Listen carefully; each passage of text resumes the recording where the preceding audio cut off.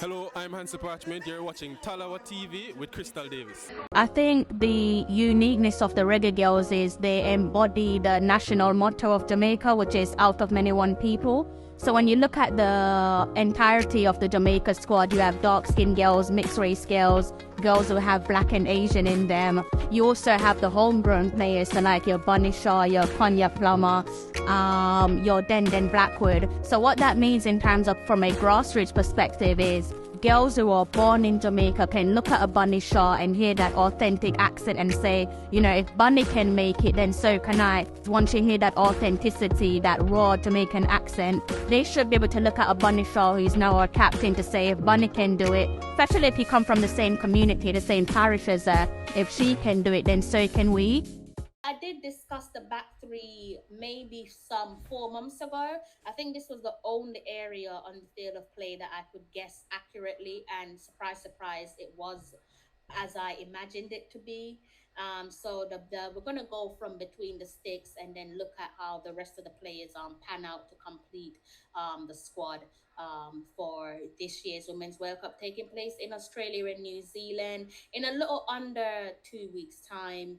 Rebecca Spencer, Sydney Schneider, Leah Brooks, Alison Swaby, Chantal Swaby, Konya Plummer, Denisha Blackwood, Vian Sampson, Tierney Wiltshire, Atlanta Primus, Drew Spence, Trudy Carter, Havana Salone, Peyton McNamara, Soleil Washington, Shayna Matthews, Jodie Brown, Kayla McKenna.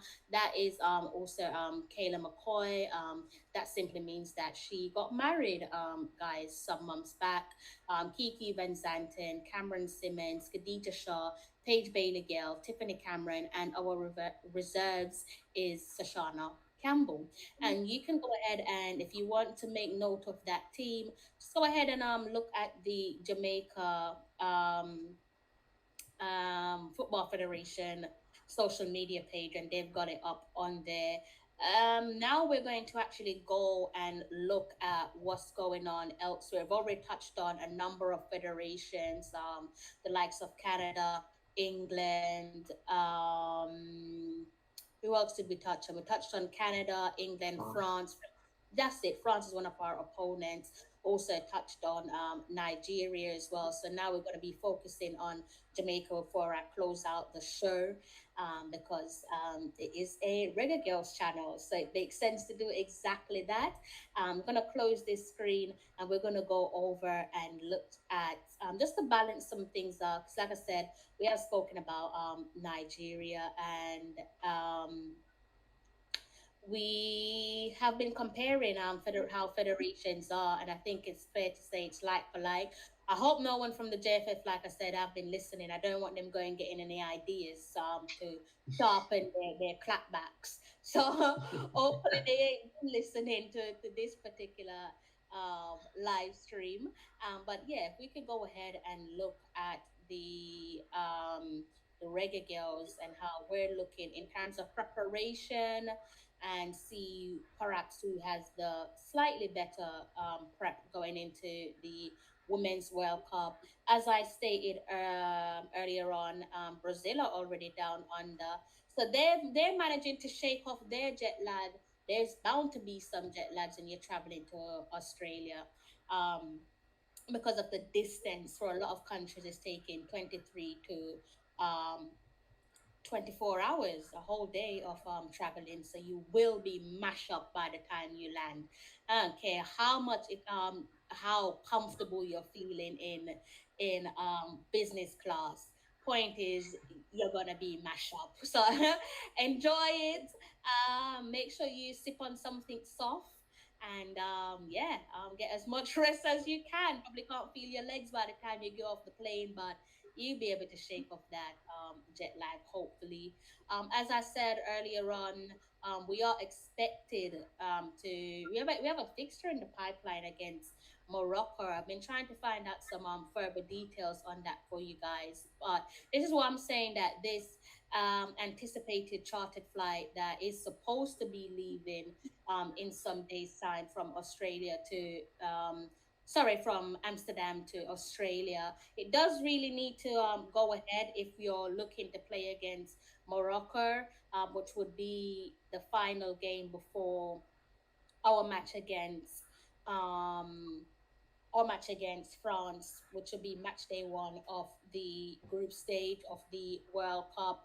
Preparation wise, I'm going to do what we did with Nigeria. So we looked at Nigeria and we saw that they had about, call it 5 games in 2023 to sharpen their tools for their appearance at this year's Women's World Cup. If we do the same with the Reggae Girls, and if we say let's focus on 2023 and try to round this off a little bit. So we got, can all remember the Cup of Nations. This one was down under where we played against Spain. This one we lost 3-0. Subsequently, we lost against the Czech. Um, 3-2, and then we closed things off losing against one of the co-hosts for this year's Women's World Cup, Australia, 3-0. But I guess it's the experience that counts when you're trying to prepare yourself for a Women's World Cup. So that's 3 games there in 2023. We can go ahead and ignore the CAC women's games because that's an entirely different group in itself. It's not the senior women's team that will be going to the Women's World Cup. So to put it mildly, it's really not relevant to our conversation. So again, 3 games there from 2023, and we can go ahead and maybe add we also had which I don't think it's here. We also had a game against Sheffield United. That's clearly not here.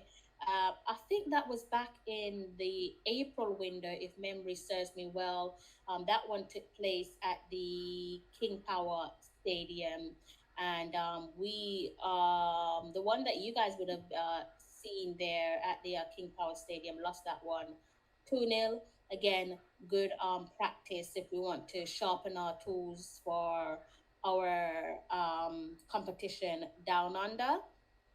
So far, I believe that's 4 games there that we could count. So it's looked like we might have what, 3 to 4 games that we can count on going into the World Cup, and then we kick things off um, against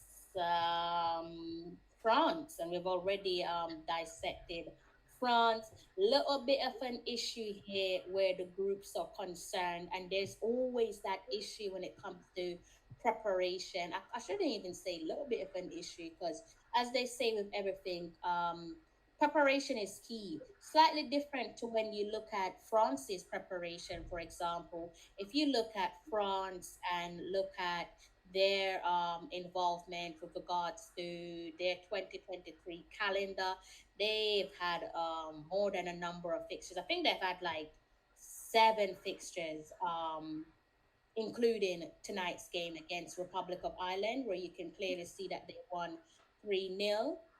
I think I'm getting a little bit of a feedback, Allah. Sounds clear. It's clear for me. Hmm? Sounds clear for me. Okay, let me know in the comment section, guys, if you guys are getting any feedback. But if you're not, then I'll just continue. I'm gonna continue reading, and if you guys are getting feedback, then just shout me and let me know. So yeah, with France, it's looking like they've had like close to double figures with their preparation. And I'm only focusing on this year. You can see there one, that's Denmark, two, Uruguay, three, Norway, four, Colombia, five, Canada, six, Republic of Ireland. It Yeah. says a bit. I might have to mute you for a second, Ola. I think what's happening now is when I talk, I get a feedback. So I think I might have to mute you, and then when you want to talk, I might have to mute myself. Yes. You good with that? Yeah. All right, thank you. Um, so yeah, going back to to France. So if I count that again, simply just focusing on 2023, that's 1, 2, 3, 4, 5, 6 fixtures there. Oh yeah, I thought so. I was thinking surely it should be seven, and then they've got a fixture against Australia, which obviously will be a friendly. So that will be seven before they take us on in match day one at the Women's World Cup. So they've had close to 10 fixtures to sharpen their tools. So when we take them on, and if we look at our next not next, but one of our opponents also in that group, which would be Brazil. Brazil have been at it as well with their preparation. They've played a number of matches in 2000 and 2023. If we go back, I think this one might be 2022. Yeah, this one here is 2022. So we can look at from the She Believes Cup. So that's one, two, three, four, five, six. I think that matches up with my notes. So 6 games going into their match, which will be match day one against Panama. Panama is another team that we're going to be playing against in our group, and they've been taking this one quite serious, as they should.